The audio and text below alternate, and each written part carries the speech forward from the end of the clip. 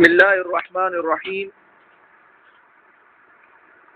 مفتی تقی عثمانی دامت برکاتہم کے آسان ترجمہ قرآن میں سے اس کے مقدمہ میں سے مکی اور مدنی آیات کے بارے میں۔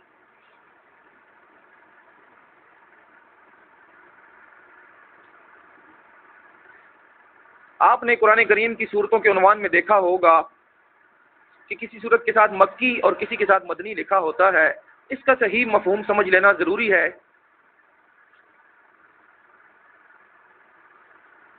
مفسرین کی اصطلاح میں مکی آیات کا مطلب وہ آیت ہے جو آپ کے بغرض ہجرت مدینہ طیبہ پہنچنے سے پہلے نازل ہوئی، اور مدنی آیت کا مفہوم یہ ہے وہ آپ کے مدینہ پہنچنے کے بعد نازل ہوئی۔ بعض لوگ مکی کا مطلب یہ سمجھتے ہیں کہ یہ شہر مکہ میں نازل ہوئی، اور مدنی کا یہ کہ وہ شہر مدینہ میں اتری، لیکن یہ مطلب درست نہیں، اس لیے کہ کئی آیتیں ایسی ہیں جو شہر مکہ میں نازل نہیں ہوئیں، لیکن چونکہ ہجرت سے پہلے نازل ہو چکی تھیں اس لیے انہیں مکی کہا جاتا ہے۔ چنانچہ جو آیات منا، عرفات یا سفر معراج کے دوران نازل ہوئیں وہ بھی مکی کہلاتی ہیں، یہاں تک کہ جو آیتیں سفر ہجرت کے دوران مدینہ کے راستے میں نازل ہوئیں ان کو بھی مکی کہا جاتا ہے۔ اسی طرح بہت سی آیات ایسی ہیں جو شہر مدینہ میں نازل نہیں ہوئیں مگر وہ مدنی ہیں۔ چنانچہ ہجرت کے بعد آپ کو بہت سے سفر پیش آئے جن میں آپ مدینہ طیبہ سے سینکڑوں میل دور بھی تشریف لے گئے۔ ان تمام مقامات پر نازل ہونے والی آیتیں مدنی ہی کہلاتی ہیں، یہاں تک کہ ان آیتوں کو بھی مدنی کہا جاتا ہے جو فتح مکہ یا غزوہ حدیبیہ کے موقع پر خاص شہر مکہ یا اس کے مضافات میں نازل ہوئی۔ چنانچہ آیات قرآنی ان اللہ یأمرکم ان تؤدوا الامانات الی اہلہا،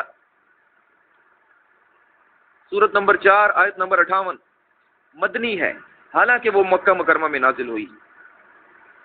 البرہان جلد 1 صفحہ 188 اور مناہل القرآن جلد 1 صفحہ 188۔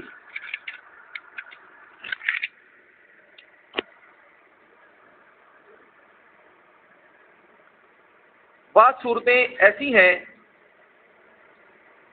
کہ وہ پوری کی پوری مکی یا پوری کی پوری مدنی ہے، مثلا سورہ مدثر پوری مکی ہے اور سورہ آل عمران پوری مدنی، لیکن بعض مرتبہ ایسا بھی ہوا ہے پوری صورت مکی ہے لیکن اس میں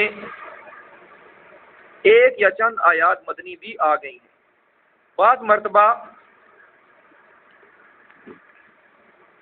اس کے برعکس بھی ہوا ہے، سورہ اعراف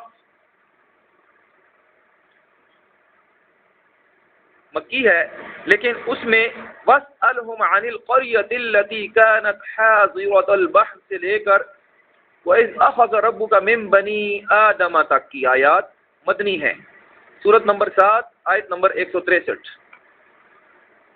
اسی طرح سورہ حج مدنی ہے لیکن اس میں 4 آیتیں یعنی وَمَا أَرْسَلْنَا مِن قَبْلِكَ مِن رَّسُولٍ وَلَا نَبِيٍّ إِلَّا إِذَا تَمَنَّى سے لے کر عذاب یوم عقیم تک مکی ہیں۔ اس سے یہ بھی واضح ہو جاتا ہے کسی صورت کا مکی یا مدنی ہونا عموماً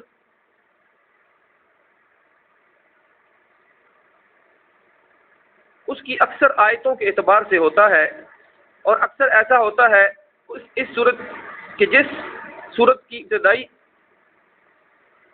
آیات ہجرت سے پہلے نازل ہو گئیں اسے مکی قرار دے دیا گیا، اگرچہ بعد میں اس کی بعض آیتیں ہجرت کے بعد نازل ہوئیں۔